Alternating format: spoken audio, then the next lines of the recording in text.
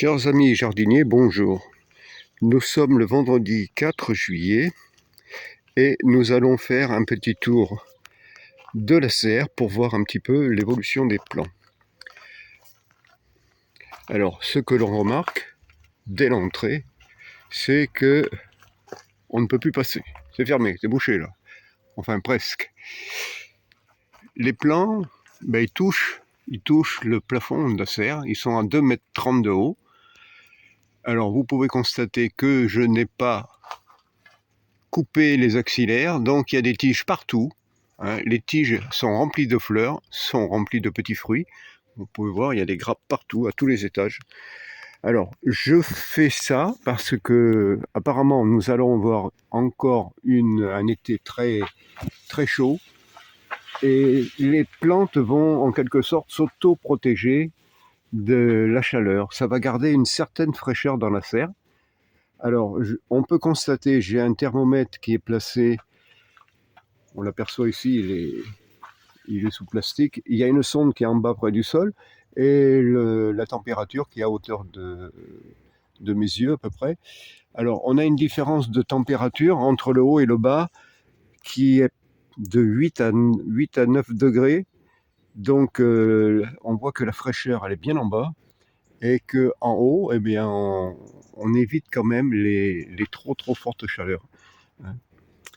Alors je vais continuer à faire cette méthode cette année, tant qu'on n'aura pas de période humide.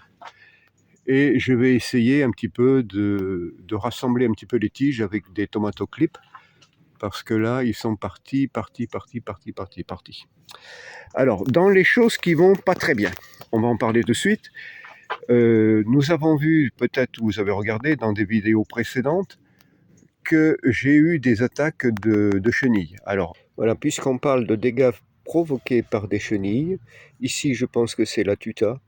Alors, je ne sais pas si vous voyez, là il y a un tout petit trou en bas. Et vous voyez là, et bien là, la tomate elle pourrit. Vous voyez, le chenille est passé par le petit trou. Et voilà le résultat après quelques jours. Donc, vous voyez, votre tomate, là, elle est foutue. Donc, méfiez-vous de ces saloperies-là. Donc là, j'ai traité il y a 4-5 jours. Donc, on devrait être tranquille pour quelques temps. Mais je vais rester vigilant. Voilà, la tomate, je l'ai ouverte. On peut remarquer le dégât qu'a provoqué la petite chenille. Donc la tomate va pourrir et c'est foutu. Précédente, que j'ai eu des attaques de chenilles. Alors, principalement de la tuta absoluta, mais j'ai remarqué aussi une petite noctuelle qui était en évolution. Alors, j'ai fait un traitement, vous pourrez regarder comment j'ai fait. Je vais refaire peut-être une vidéo longue où je vous montre ce traitement. Alors, c'est un traitement qui est fait avec le bacille BT, Bacillus thuringiensis, là. Et apparemment, ça tue bien les chenilles et on a une efficacité à peu près d'une quinzaine de jours. Alors, on va surveiller, surtout si j'aperçois de nouvelles attaques, eh bien, on refera un traitement. Alors, je vais vous montrer autre chose aussi qui va pas très bien. Je ne suis pas encore certain de cette maladie, mais je pense que c'est la maladie de la feuille bronzée. Alors, je ne sais pas si vous pouvez voir. On voit la tige qui a pris une couleur un petit peu bronzée. On voit des feuilles, j'ai pas mal effeuillé, parce qu'en bas là c'était vraiment vilain. Alors cette maladie, si c'est ça, c'est un virus. C'est le virus, vous pourrez retrouver son nom exact sur internet. On appelle ça le virus de la feuille bronzée. Et là, il n'y a rien à faire. Le traitement, ça n'existe pas. Alors, comment ça vient? Soi-disant, ça vient par un petit insecte qui s'appelle les thrips. Et je ne sais pas, j'en ai pas vu. Toujours est-il que j'ai au moins 2-3 pieds. Il y en a un autre ici qui est atteint. Alors, pour le moment, les fruits ne sont pas touchés. On va tâcher de les faire venir à maturité. Et puis, si le pied est vraiment mal, tant pis, on va le sacrifier. Alors, apparemment, je dois avoir au moins 3 pieds qui sont touchés. Alors, j'ai déjà eu ça à l'extérieur de la serre, il y a 2 ans, je crois. Et là, j'ai eu quand même pas mal de pieds que j'ai été obligé de, de supprimer. Alors, dans les choses qui vont bien, eh bien, regardez. Alors, il y a du monde à tous les étages. Là, les tomates, hein, ça, ce sont des belles cœurs de bœuf. Donc, ça commence à bien venir. Hein. Donc, comme je le disais, là, la saison, ben, c'est bien parti. Maintenant, on mange des tomates vraiment en se faisant plaisir. On fait de belles salades. Les grosses tomates ne sont pas encore mûres, mais ça ne va pas tarder. Regardez, celle-ci, ben, celle-ci, voilà, c'est une petite. Je vais voir si elle correspond vraiment à ma variété. Je vais la goûter en direct, là.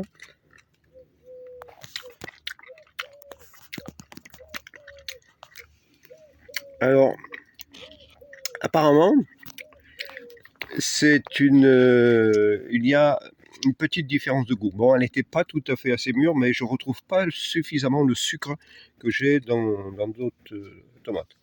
Alors, à suivre. Par contre, sur ce pied-là, qui aurait dû être identique, on voit qu'il y a eu une hybridation. Ces fleurs de tomates cerises de type que j'appelle GG Piccolo sont des fleurs qui sont sensibles à elles ne sont pas suffisamment fermées, elles sont ouvertes, et elles s'hybrident facilement. Il suffit qu'un bourdon ou une abeille vienne, ou même le vent, et il peut y avoir une hybridation. Donc, tous les ans, je reconduis cette variété, je fais une bonne dizaine, une quinzaine de plants identiques, de façon à toujours conserver celle qui correspond à ce que j'ai fixé.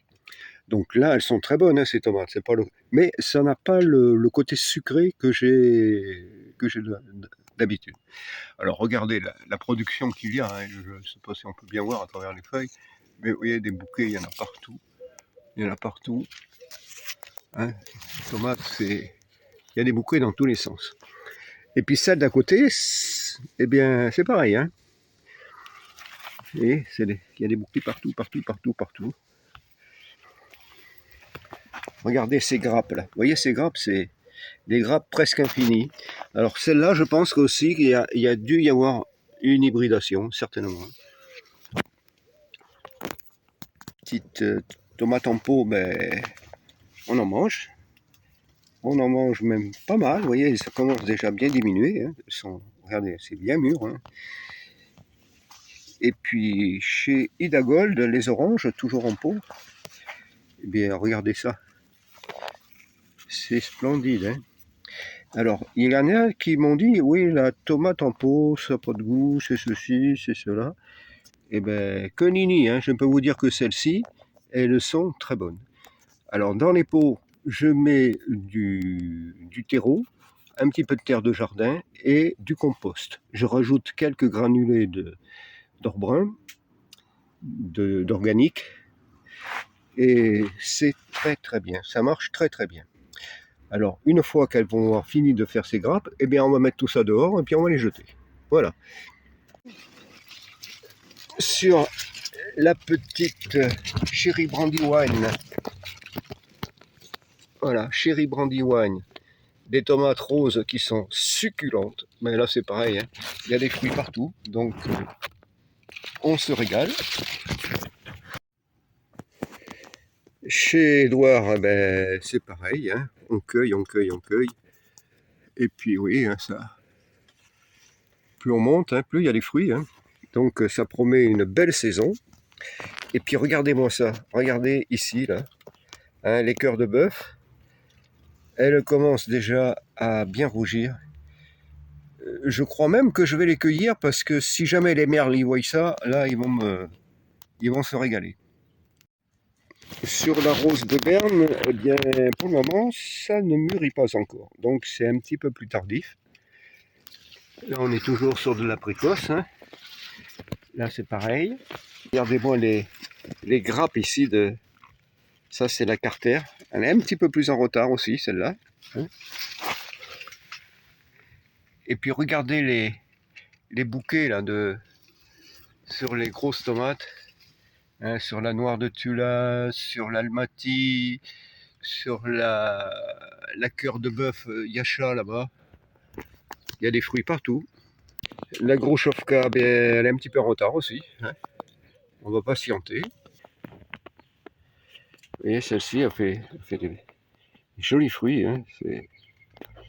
Alors elle est hybridée celle-là, tant pis, mais les fruits seront de qualité quand même, hein. Voilà sur la téton de Vénus, hein, regardez comme c'est beau. Et puis bien sûr, hein, si on monte, on va en trouver d'autres, hein. Orange russe 117, regardez-moi ces beaux fruits. Là c'est pareil, hein, ça commence à tourner un petit peu. On va en voir devant de la serre, là qu'il y en a qui sont déjà presque mûrs. Fameuse Carter Sunrise, regardez mais ces grappes, hein, c'est splendide, hein.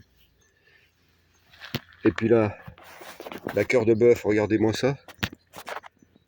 Cœur de bœuf Yacha. Ici, ça c'est la noire de Tula qui commence à tourner aussi. Alors là c'est pareil, hein, c'est encore vert, mais vous voyez, il y a des fruits, hein. Regardez-moi ça, regardez. Là nous sommes sur la Verna orange, regardez comme c'est beau. Ici les Blue Beauty. Blue Beauty. Eh bien regardez, on voit là, vous voyez le bleu qui arrive, regardez comme c'est beau. Je vais essayer de faire un petit peu plus de mise au point. Voilà, regardez ça. Ça c'est de la belle tomate, mais c'est très bon aussi. Et puis là, regardez-moi ces cœurs de bœuf, regardez ça. Et puis, alors,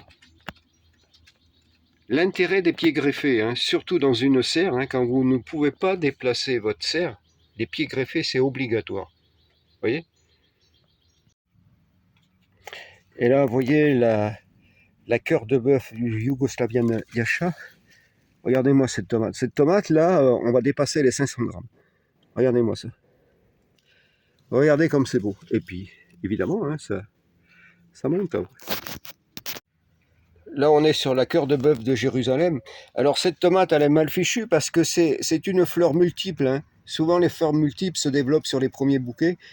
Mais c'est pas grave, hein, vous voyez, c'est pas très joli en tant que forme.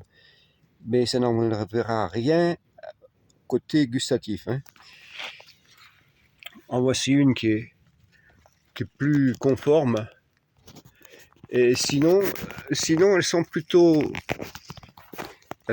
comme celles qui sont en formation ici, plutôt un petit peu plus allongées, hein. Là, je ne sais pas si on voit bien, voilà, celle-ci là. Voilà, ça c'est typique le cœur de bœuf de Jérusalem. Ça c'est les premiers bouquets, hein.